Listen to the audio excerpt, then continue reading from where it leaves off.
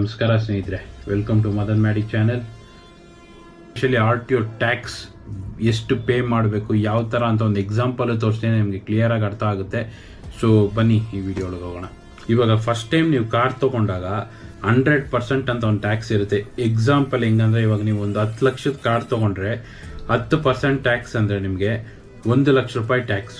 So ಈ 1 ಲಕ್ಷ ರೂಪಾಯಿನ 100% ಅಂತ ಇಟ್ಕೊಳ್ಳಿ, ಆಯಿತಾ. ಇವಾಗ ನೀವು 5 ವರ್ಷದ ಒಳಗಡೆ ಇರೋ ಕಾರ್ ತೊಗೊಂಡ್ರೆ ನಿಮಗೆ ಟ್ಯಾಕ್ಸ್ ಬೀಳೋದು 75% 93% ಅಂತ. ಅದೇ ನೀವು 5 ರಿಂದ 10 ವರ್ಷ ಒಳಗಡೆ ಇರೋವಂಥ ಕಾರ್ ತೊಗೊಂಡ್ರೆ ನಿಮಗೆ 49% 69% ವರೆಗೂ ನಿಮಗೆ RTO ಟ್ಯಾಕ್ಸ್ ಇರುತ್ತೆ. ಅದೇ ಥರ 10 ವರ್ಷದ ಮೇಲೆ 15 ವರ್ಷದ ಒಳಗಡೆ ಇರೋವಂಥ ಕಾರ್ಗೆ ನಿಮಗೆ 25% 45% ಇರುತ್ತೆ. So Subscribe now.